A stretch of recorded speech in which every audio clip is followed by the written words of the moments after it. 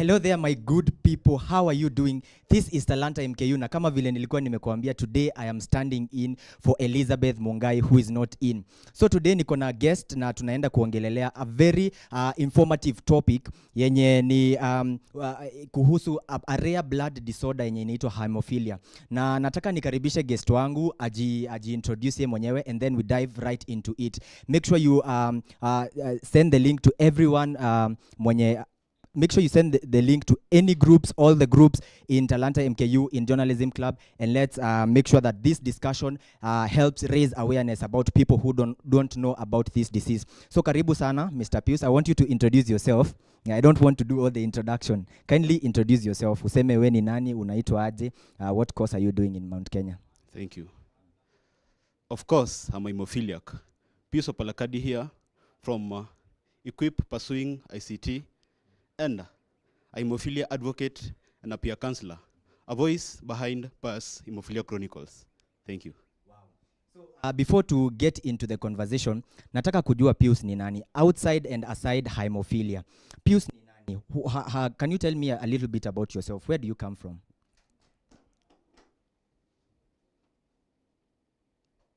From my perspective, Pius is a passionate hemophiliac and a passionate player of rugby, where from Kitambo I used to say that people with blood disorders can play any sport, but with management you can do anything. I grew up from Busia, so I reached out to Mount Kenya to at least unlock that self-infinite possibility and reach out to the at least unknown rare disease patient. Yes. Wow. So Pius, you know, I am sure most people even in this room do not understand what hemophilia is. When you mention the word hemophilia, maybe in somewhere where people are, I am sure 90% will not understand what hemophilia is. So can you kindly break it down and explain to us in a layman's language what hemophilia is? Sure, you are true. Knowledge is power. Hemophilia is a rare genetic blood disorder where we lack clotting factors, which are proteins, which aid in the process of clotting. And these proteins are just, we learned them at Form 4 biology. They are called platelets, which aid in clotting process. As you maybe heard yourself, you find out that those clotting proteins come into at least, they come into at least in a group to bind up the place. So I can say it's a bleeding disorder that where we lack clotting factors. Yeah. And so when someone looks at you, Pius, you said you're a rugby player, right? Yes. And so when someone looks at you, they think that because you have hemophilia, you're not able to do some certain work. Maybe you're not able to work out in the gym. You're not able to participate in activities that require so much energy. How is that experience for you? My experience from starting playing rugby, before playing rugby, I was playing football. So at that time I was playing football, my father used to tell me that you can't play any sports. But I just had that resilience, that confidence to at least unlock that what is untapped inside me. So I reached out, and when I went to Makui Boys, I found a team that encouraged me to play rugby. With my strength, with my just confidence, I entered to the pitch. I was tackled once. I learned how to hit. When you hit someone, you feel feel proud. Yeah. So from there, I felt that proudness. I felt that resilience. Yeah. So I continued. Until now, I can say, with management, with having those clotting factors infused in your veins, you can do anything. Yeah. And maybe tell us, at what age did you discover that you have hemophilia? I was diagnosed with hemophilia at age 10. Wow. Yeah. Since from them, before then, I had some, let's say, injuries, but my family didn't know about what a rare disease is. That's now when we went to hospital, then we were treated, then we went back. There's a time I had a tooth extraction. That's when now the diagnosis came. And maybe for us who do not understand that, what is a tooth extraction? A tooth extraction is whereby you go to a hospital, then you're being prepped, then you go to the room, then the procedure is done, then the removal of the tooth. So before I was prepped, then went to the extraction site. After going there, you find out that you'll see a lot of needles, you'll see a lot of long needles. Yeah, and at age 10, it's quite a scare. That's such a young age. Yeah. So maybe at that particular age, you are still in school. Yeah. Maybe are there any challenges that you faced while maybe with the classmates there who did not know that you are hemophilic? How did you handle such situations when they arose?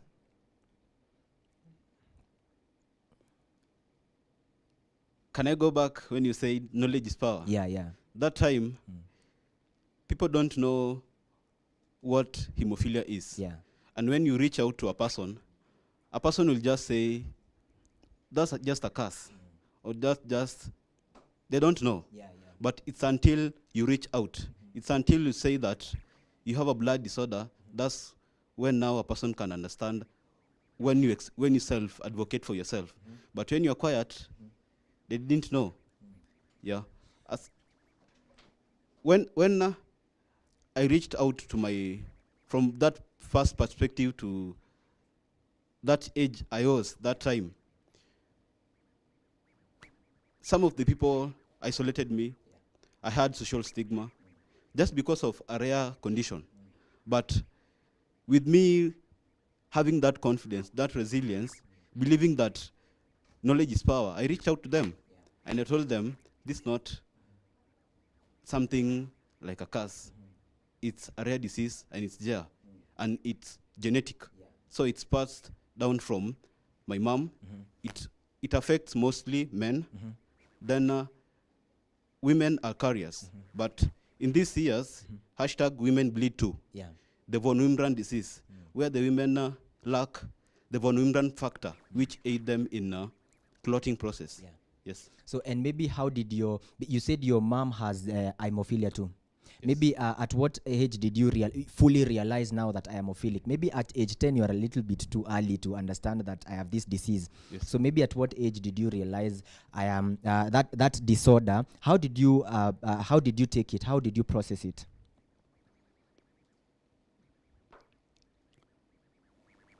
It was hard, and it was heartbreaking too. When I was first taken to Moi Teaching and Referral Hospital, that's when now I was diagnosed after the tooth extraction. I went home, then after the tooth extraction, over the night I bled. So I felt at risk.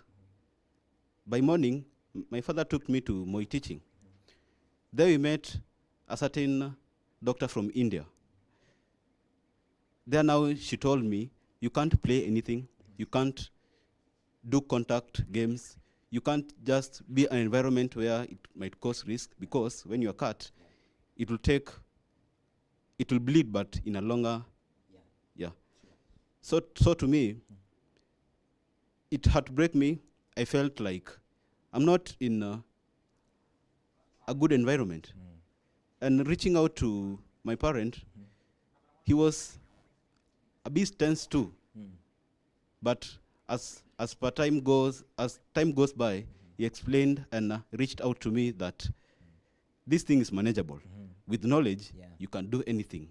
Yeah, and I know this is quite a lot to take in. Maybe talk to us about your mental health. I know this is a disorder that not many people have across the world. Yes. But how is your mental health? How are you dealing with the stress that comes with the medication? Maybe being on constant medication. How do you deal with your mental health?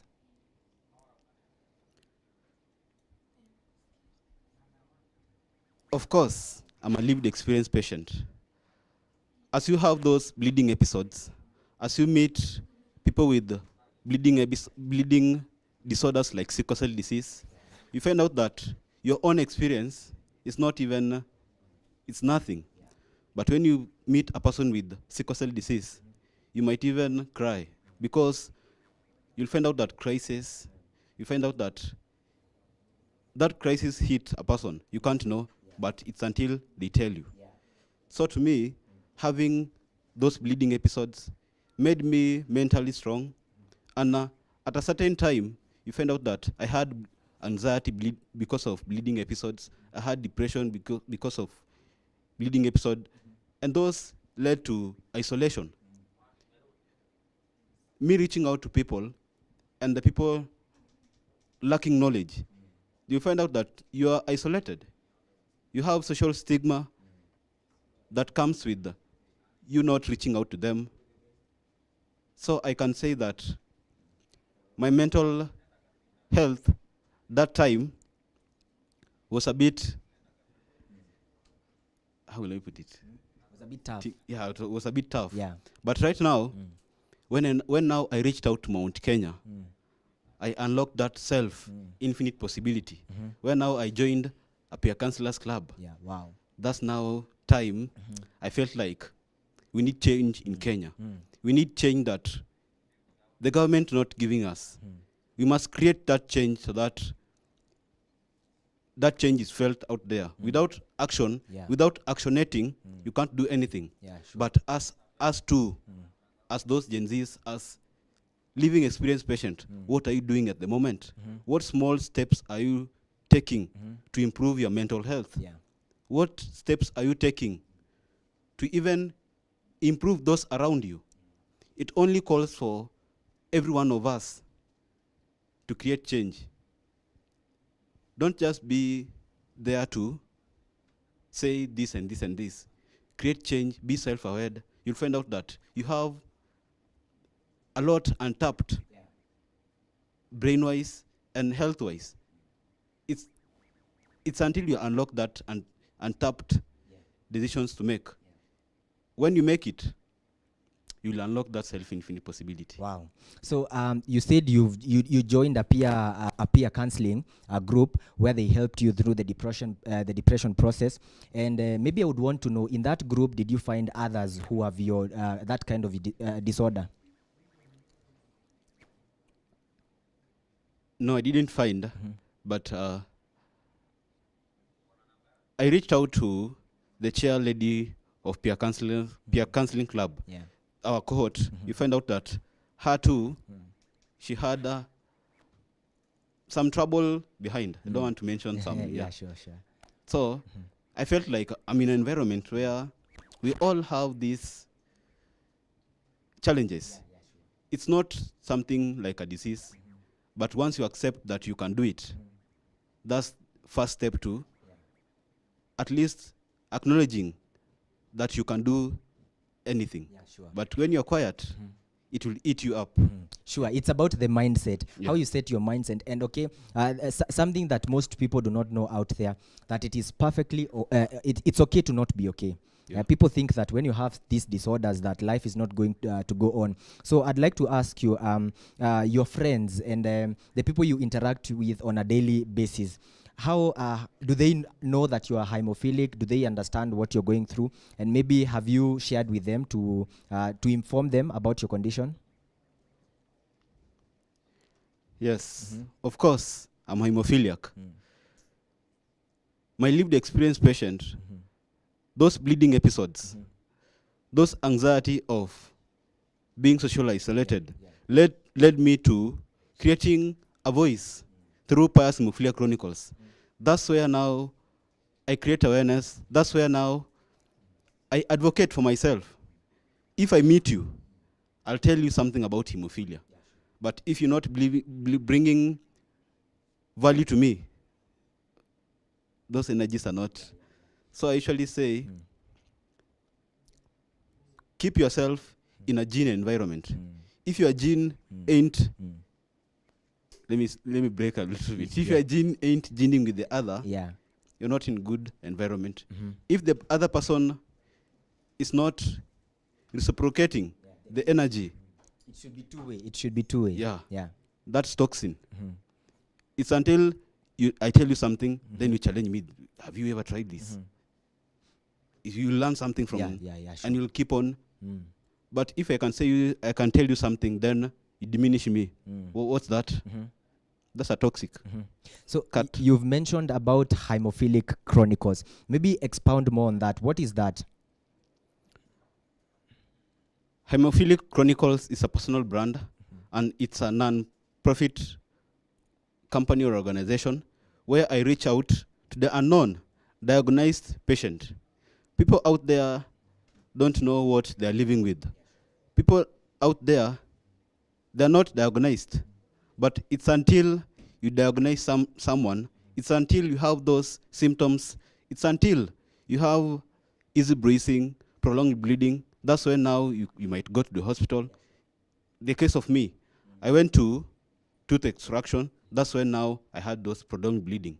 I went to my teaching and referral hospital, that's when now I was diagnosed. My blood was taken, some samples, then after then, I was told that I have a blood disorder. Yeah.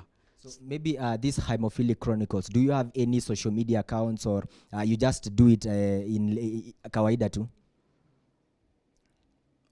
I reach out through all social media platforms, through Pius Hemophilia Chronicles, and I can say that if you can't create change using this technology right now, you'll still say that there's no support. But it's until you take that step to do it. Yeah, sure. Platforms are there, but how many of us are using those platforms just to you wake up and just scroll? Yeah. You're not waking up to at least think, I can do this, and on this platform. Yeah. You know? Yeah. And still on Hemophilic Chronicles, I'm sure the response has been great. You've gotten people with the same kind of disorder. So maybe have you gotten with a particular person who has been has given up on fighting this disorder, has maybe lost hope on hemophilic disorder? Maybe have you come across someone who was in that condition, and you helped them? You helped them through. Yes. I've come up with a couple of people. There's a time we went for international conference at Kisumu. It was sickle cell disease and hemophilia conference. There I met different people with different perspectives. Those people, you found out that before sleep, they had to at least ganja themselves. But you know that thing, brain-wise, your brain might shrink, you know? Your receptors might even go. Neurons Have you might. yourself come to a point when you decided you're going to ganja yourself, maybe to not to not live through the moment? Have you come to such a point? I can say that it's until you do something, that's now when time you will do, you know this thing is good for you or not. Yeah, sure. So as for me, I saw someone do it. And I said, I can't try it. Because of what? Knowledge is power. Yeah, sure. If you see someone has done it and you want to do it, your experience might be different. If I can use it, what benefit is it bringing to me? Yeah, sure. Yeah. And so coming to MKU, I am sure in Mount Kenya University, there are also people who are with the same disorders. Maybe do you have some kind of formation or organization that you have come together to help yourselves push through this?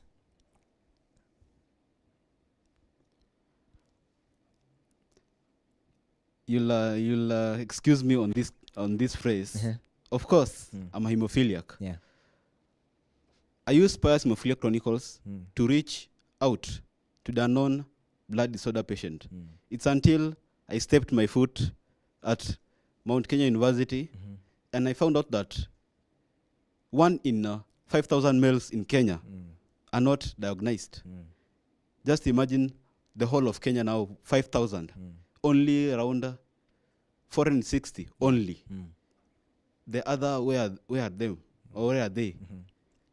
So in Mount Kenya, I found a hemophiliac too, who suffers from hemophilia A, that where we lack factor 8. I reached out to him. He's pursuing petroleum, and he's doing something. He motivated me, and right now I can say that. And maybe to cut you short, is there hemophilia A and hemophilia B? Yes. Okay, it's basically two types.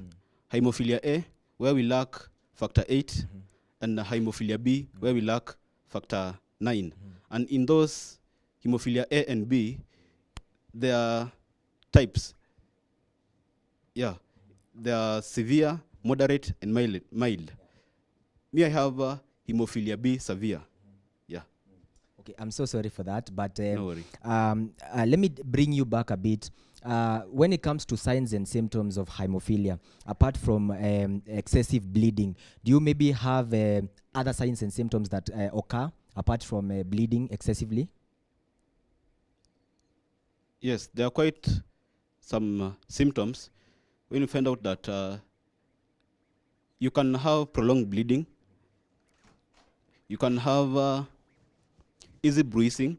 Find out that you have an bruise, but it's not the natural bruise. Prolonged bleeding, you might have a bleed, but it's not ending.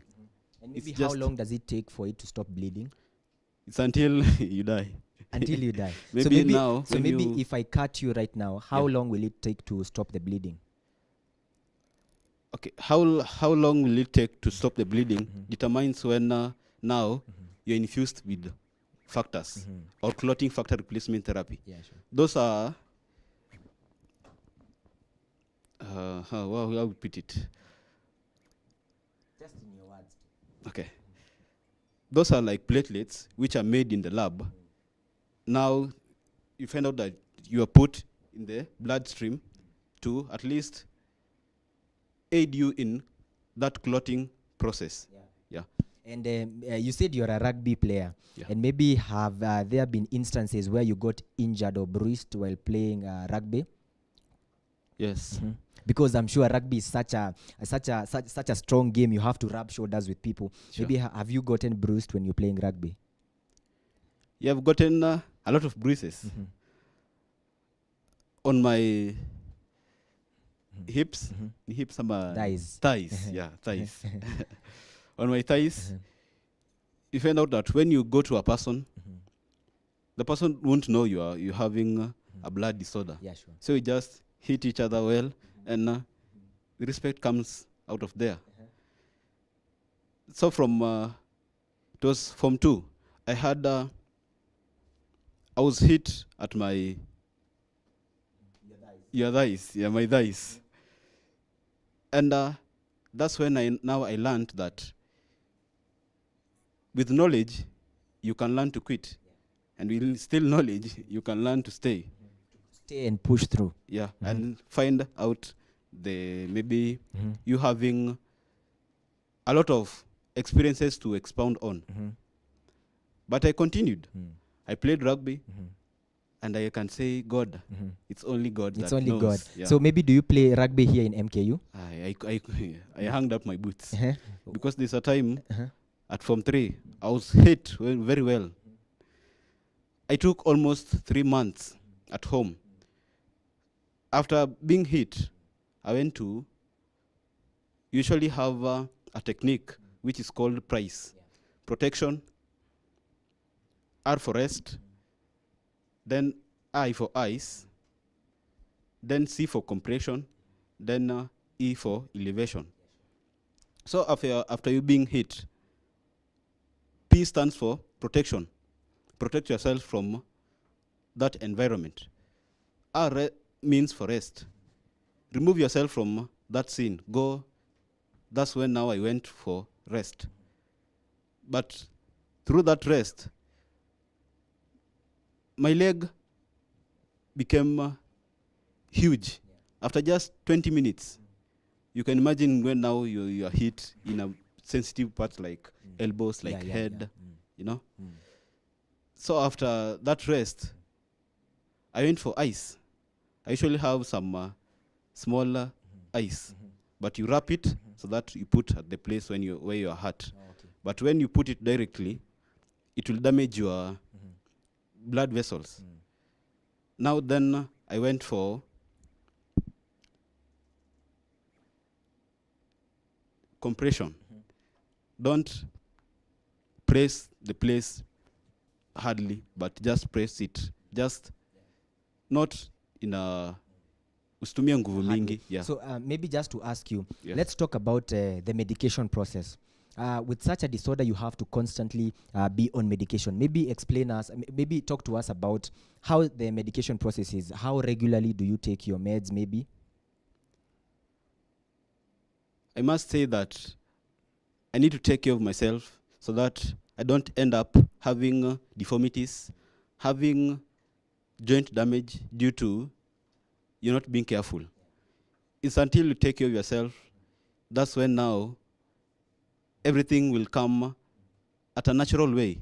So on the part of medication, when I was first introduced to Moi Teaching Referral Hospital, I was described for clotting factor replacement therapy. You're being infused, and it determines with the how the damage is.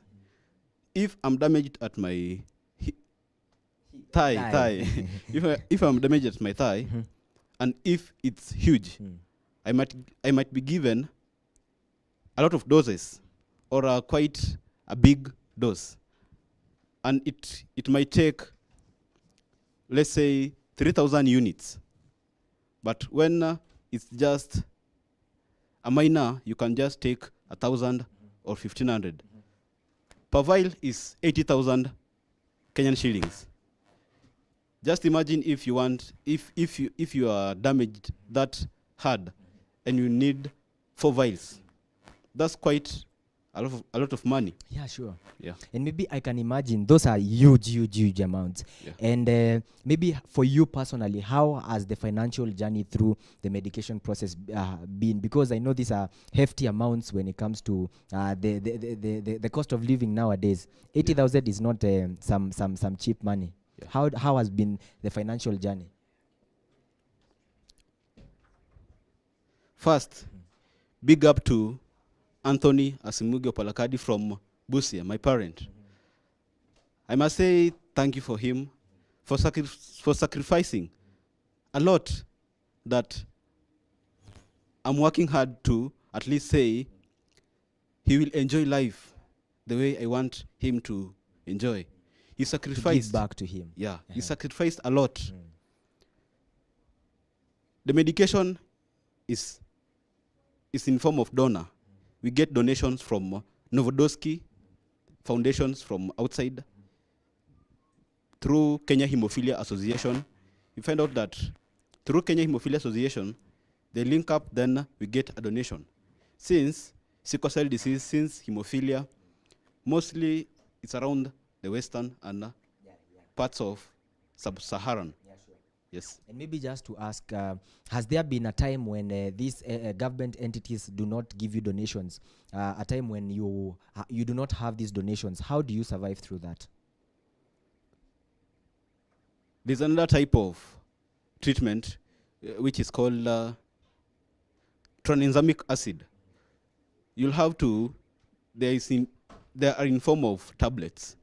You take them, but it heals slowly, not like not like the other ones. Yeah, clotting factor is just infused, and it's just soft.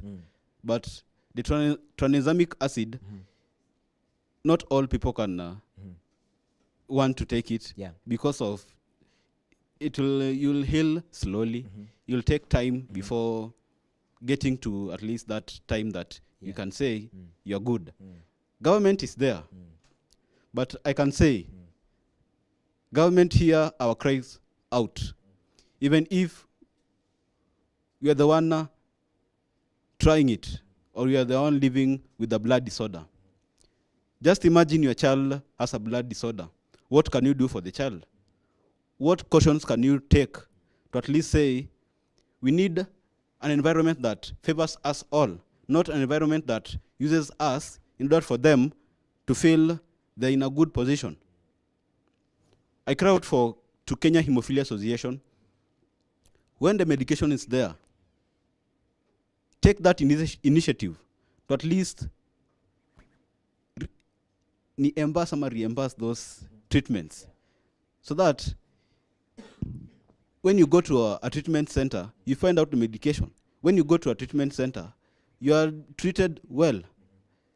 Factor is there, but when you go to hospital, you might be said, or you will be told, the medication for that specific area will need a little amount.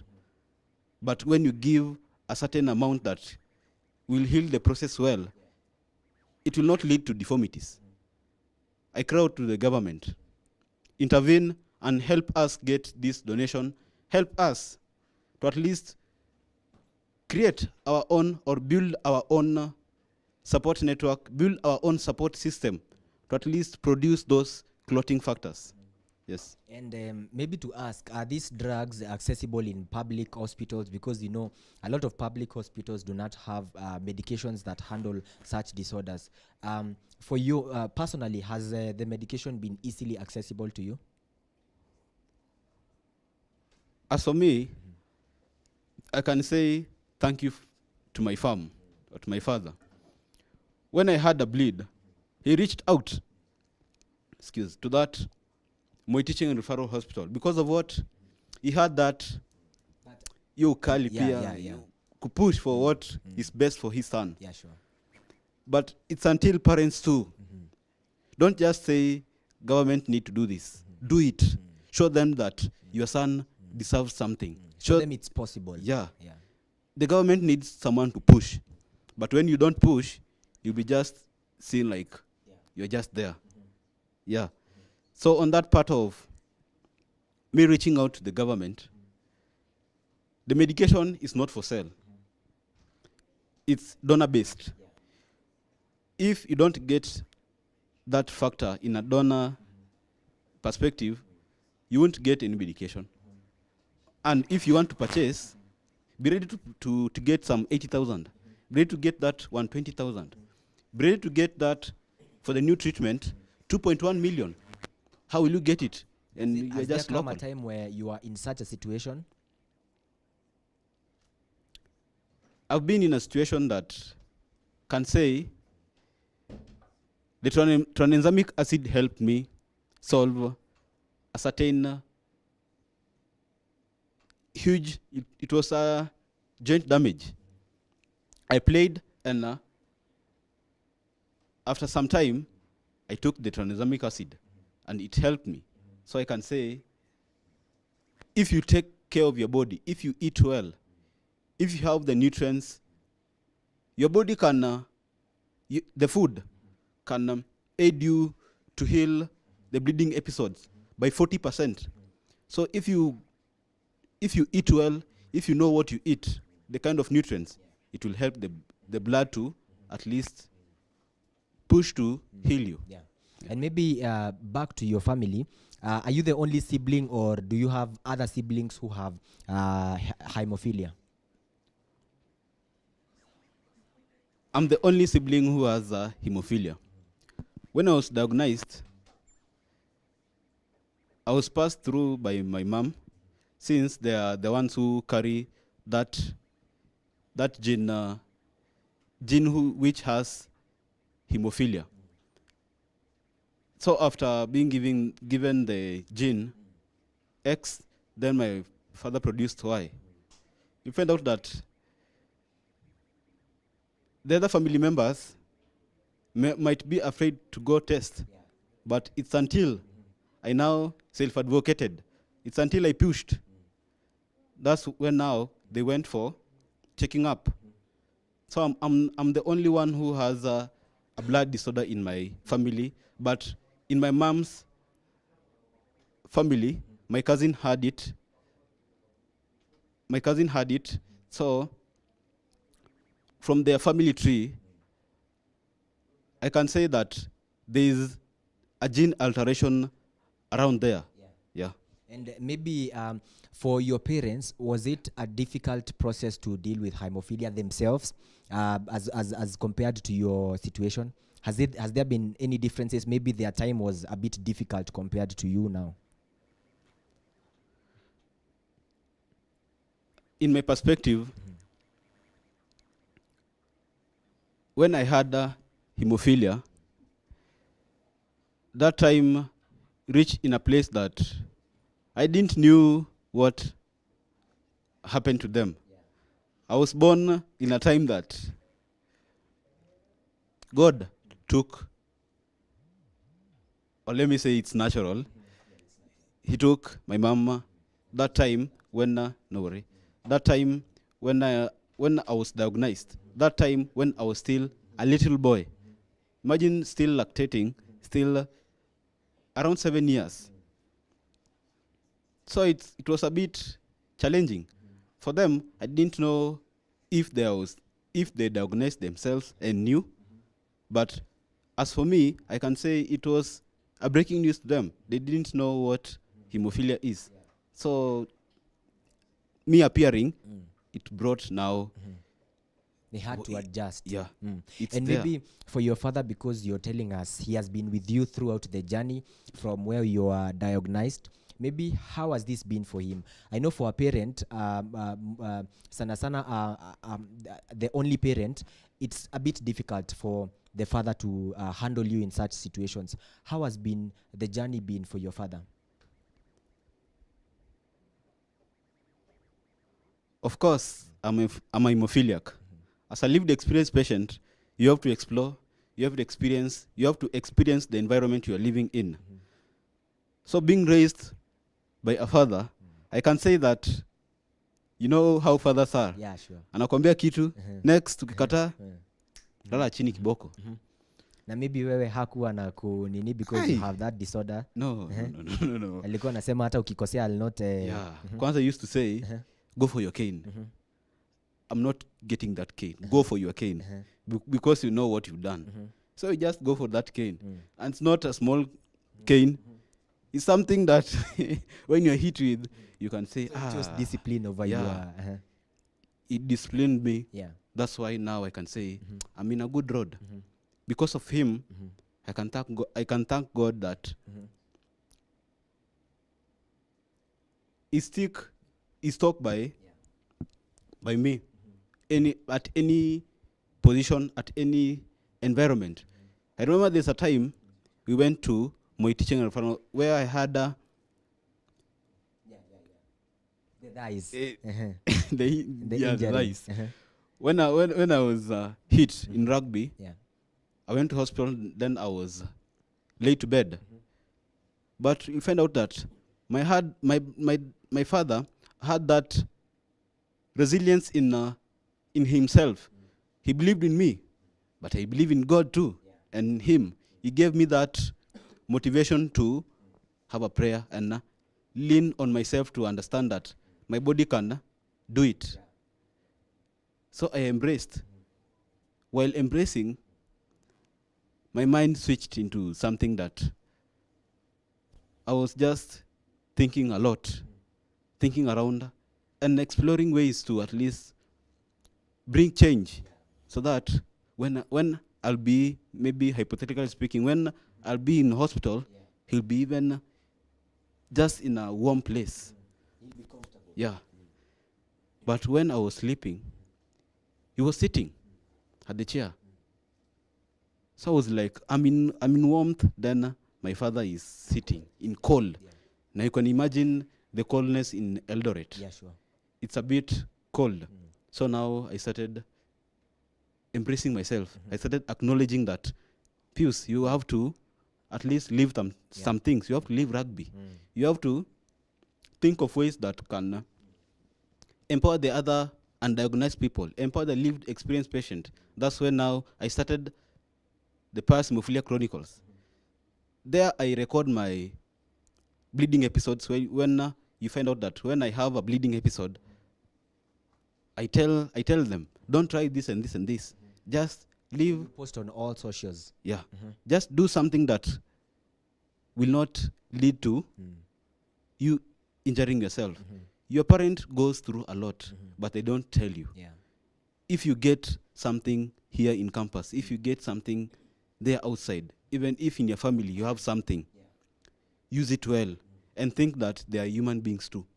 If you get it, plan it. Yeah, sure. Not just go outside there. Uko na ngapi hapo? Niko na chwani. Utaongeza chwani. Utachukua nini? Kibangi. Utaongeza chwani. Utachukua nini? Tei. What's that? And that money, where is it coming from? Yeah. It's until utoke shule, ulizo yo pesa. Itumia hata 100k. Yeah. Utatoa wapi? Imagine. And you're in a big institution. Yeah. Where will you get it? You have to take care of yourself. You have to take care of what your parent gives you, so that you even enrich your body. When you go outside, you're competent enough to unlock that, continue empowering lives out there. Don't enjoy life, just live an experienced life. Wow. Yeah. So you said taking care of yourself is key. Yeah. And maybe still on family, your extended family, your uncles, maybe your aunties, how have your relationship been with them when it comes to this disorder? Are they supportive enough? Do they offer the necessary support to you? I can say that living with a blood disorder is expensive. So the people around you, they don't know what you go through. Through social isolation, through you, they learn a lot. But when you're not expoundful of what you want, when you reach out to them, they don't know about a blood disorder. Some of them might brush you off. Some of them might not know how to live with a blood disorder takes. It's until you tell them that it's not easy. But some of them, we are in an environment that it can't favor us all. But with them knowing that we can do it, they learn that we can do it. But for them, they don't understand. It's until I explain myself. It's until my father reaches out to them that this is just a normal person. He lacks just that clotting protein, which is platelets only. The other things you can explore, but there's discrimination because you are expensive because of that blood disorder. So they fear because I have something that when you're hurt, you need that 100,000, you need that 80,000. Yeah. So reaching out to them helps me at least be in an environment that I can advocate for myself. I can say that with or without family, you can build yourself. With or without family, if you unlock that infinite possibility around you, you can do anything. As long as you put that mindset, as you said, as long as you plan yourself. You can't go to success without taking steps. Even a successful person can tell you, I have a story. Nilianzia hapa chini kuamka hii time na hii time. So, I can say that me reaching out to them, me creating knowledge, me telling them that it's just something small that I lack, brings hope to me, and tells them you need to learn something about a blood disorder. Yes. Yeah, you've said mindset is key. Yes. That is very right. Mindset is key. And before we go on a short commercial break, you've talked about Hemophilia Chronicles. So we want to play something small on the screen there from your TikTok account, and then you'll explain to us how you explain to us what it is. Okay. Okay.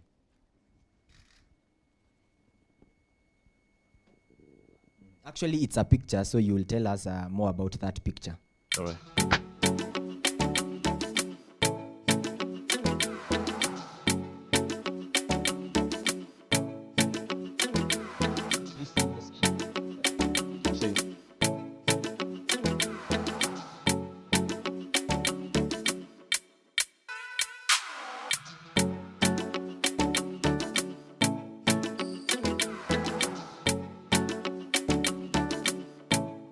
Okay, so you've seen the picture. So kindly briefly tell us about those pictures. The story behind those pictures. I've seen you are on KBC. Yes. I can say, let me start from the music. Live without limits. where you at right now, believe in yourself, you can do it. I started from that one video, saying that I'm a hemophiliac, and I can do it. I can change a life out there. It was last year. I reached out, and someone marked me on Kenya Hemophilia Association and said, this is a voice. He's doing something. They placed me at KBC to at least shine a light on how to manage hemophilia. With mindset, you can unlock how to manage those bleeding episodes. You can unlock how to, on part of sickle cell disease, those crises, what can you do to manage them? So from the picture, I can say that with management, you can do anything. Have a life that has no limits. Be an environment that you don't put yourself in a victim mode. Yeah. You just have a personality that wants to create change and explore what you have within. Yeah. Don't seek environment that is outside. You'll attract what you want. Yeah. When you reach out. You'll attract what you want once you action it. Yeah. Without action, you can't do anything. But with action, you'll attract what you want. Yes. Wow, that's such an inspiring story. I'll have to applaud you for being a voice to those people who have such kind of a disorder. Thank you. Yeah. So guys, we are taking a short commercial break. We'll be back. Mr. Addison is coming up next with the entertainment segment. We still, I'm being informed by my director, we are still in the first segment. So let's go on. You said you are a rugby player, and maybe you okay, let's get to that commercial break.